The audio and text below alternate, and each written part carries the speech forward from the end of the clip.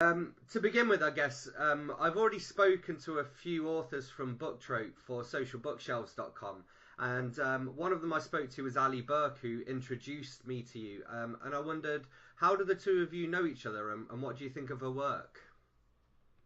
Allie's fabulous, and her writing is amazing. I've known Allie, I feel like forever. I want to say we met back in 2011.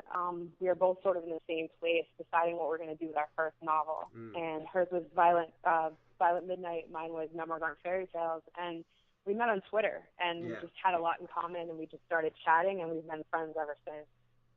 And it seems like, a lot of writers now, and particularly a lot of you guys who are involved with Book Trope, all know each other through Twitter as well. How important has Twitter and other social networks sort of been to you? I think Twitter is important, but I think it really depends on your audience. For me, I mostly write romance, erotica, new adult, and it seems my readers are mostly on Facebook. Yeah. But there's definitely, a large audience on Twitter. As far as social media, it's extremely important. I think you just have to find out where your readers are. So, I suppose, is it more like Facebook to connect with your readers and then Twitter to connect with other writers and people in the industry? It is, at least for me. That's been my experience. Twitter's just faster. It's almost easier. It's less personal, so it's easier for writers to connect. Where Facebook is just more personal. You have more information on there. You have more than 140 characters. So it seems that's where the readers are actually having lengthy conversations versus the writers. We don't want to have lengthy conversations. We write all day. So for us, 140 characters to have a conversation is perfect. Yeah, that makes sense. And you mentioned romance, and you're working on a 5-part serial at the moment, I believe. Can you tell us a bit more about that? I can. It's titled On Block, and it's tentatively titled the Timber Tower series. Each book will be titled On Block, just different parts. It's a story about a woman named Frankie. She's a real estate agent, and she's trying to take over her father's real estate firm, and she meets this man named Derek Block, and he is a real estate developer. And they are not looking for each other, and they find each other, and then they really fight against what they really want. So it's sort of a give and take story. The first book will be out March 10th. It'll be on pre-order next week. And each book will release, or each novella will release 4 to 5 weeks after. So right now it's 5 parts. I don't know, it could always be 6. We'll see what happens. But the story's taken me 5 parts so far. Brilliant. Well, I suppose, by the time that the first one's come out and the first couple have had some feedback, you can kind of ride that wave, can't you, and see how it goes? Yeah, definitely. And that's what's great about having a series, is that there's time in between books where you can alter things and change characters, and it gives you some flexibility. And do you ever get feedback from your social media followers that you sort of take into consideration, or I suppose they would usually see stuff after it was finished? Yes, I do get a lot of feedback. The feedback I get mostly, I have to say, is on my first series. Okay. I think it's because people connect to that story the most. It's the realest story that I've ever written, and that would be Memoirs aren't Fairytales. People have a lot to say about that story. I think it causes a lot of emotions in them, and some hate the ending, some love the ending, some, have a lot of questions about the character that I may not have answered in the story. So I get a lot of feedback from that book. Brilliant. And what's the best bit of feedback you've had so far, just, I suppose, throughout your career? There was a woman that contacted me about 2 years ago. Her son was in prison, actually, for possession of heroin. My first book is a book about heroin addiction. And he had somehow gotten my novel in the prison library. It was in there, and he read it, and he contacted his mom, and he said, what happened to this girl in this story is exactly what was happening to me. And before I end up like her, I want to change my life, and I never want to go down that path again. And his mom actually contacted me and told me the story of her son and how my book had changed his life. And since then, we've kind of kept in contact. Sorry, I have a dog. Since then, we've kept in contact, and he's stayed sober. And, or I want to say he's been out of prison like 5 or 6 months, and he's sober and happy. And I remember in my book, she said, Brilliant. The most humbling letter I've ever received. Yeah, I suppose that's brilliant as well, and it must be incredible to sort of see other people react to your work in that way as well. It is, for sure. Yeah. When you mentioned your dogs, actually, I was going to ask about them. So, what are their names, and also, do you ever read them your stories? Well, I edit out loud. They've heard all my stories. Okay.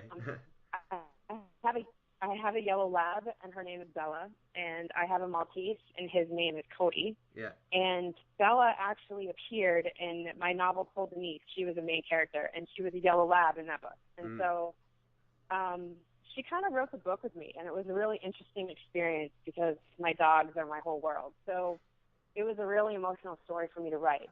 I just have a love for the written word. I can't get enough of it. So when I'm not writing, I think about writing. When I'm actually writing, I'm thinking about what I'm going to be writing next. Okay. So I think it's a drive that all of us writers have inside of us.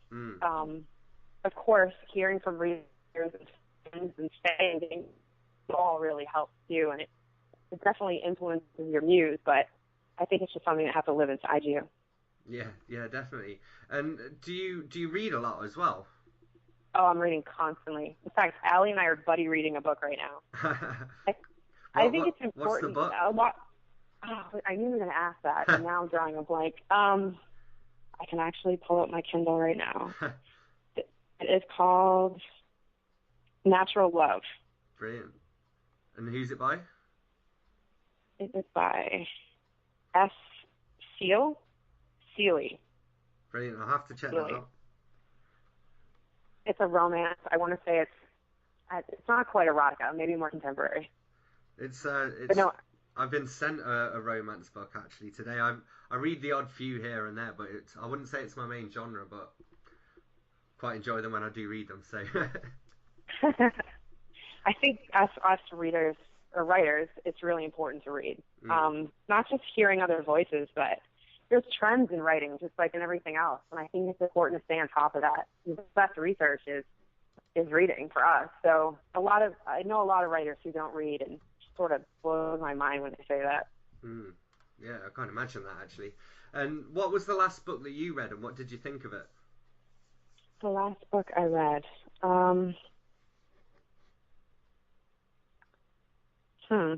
What was the book that I read so much, honestly, it's sometimes I get them all confused. What did I read before this? Beautiful Bastard. That's what I read. And I loved it. I thought it was great. It was erotica. Great.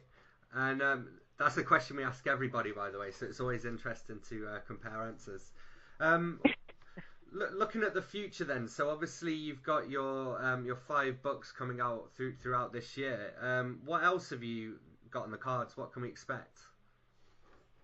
So in this series, there's a character named Bria, and she has a story to tell. So I believe that after this series, I'll be taking that character and writing a spin-off.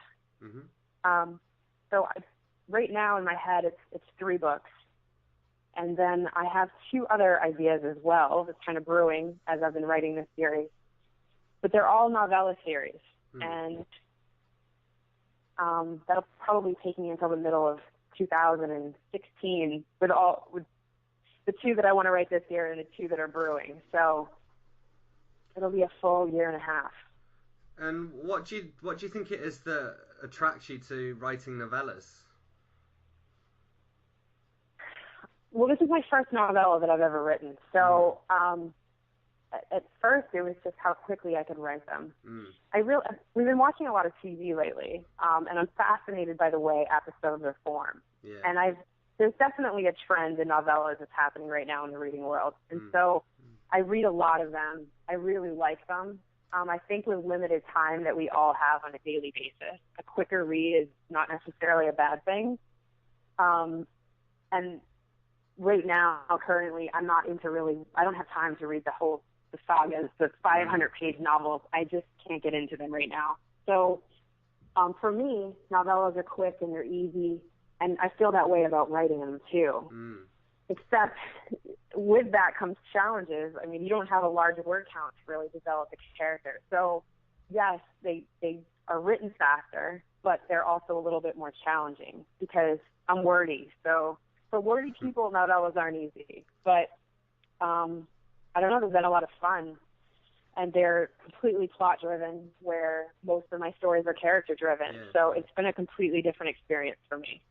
I think as a reader as well, again, the fact that you can get them out a lot quicker. As a reader, I'd rather read sort of 5 different installments than have to read one and then wait 2 years for the next bit to come out. So it definitely makes sense. I agree, and I'm the same way as a reader. And sometimes I'll even wait to read a book if I know a sequel is coming out so I can read them quickly. Yeah, I've been there. One last question just to end on. So we've talked a lot about what books you've coming out soon, but how do you plan to get the word out about them? What kind of marketing things do you do? Well, I work with a marketing manager. Her name's Terry Lynn, and we work a lot with bloggers. And we send ARCs to lots and lots of bloggers, and we've had a lot of luck with that. I also have a street team that helps me out, and they're fantastic. It's something that I've put together recently, actually. And they're really great about reviewing my work and spreading the word. Sales are always a good thing. You know, once your book comes out, after a few months, putting it on sale, it seems that really spreads the word fast. Book Club, things like that. And Bookshelves itself is also a huge marketing source. It's a huge team of authors and editors and writers and copy editors. I mean, there's just a ton of us. So we all are one giant community, and we like to help each other. So, you know, it's just even a percentage of that team markets your book. It definitely helps the word spread.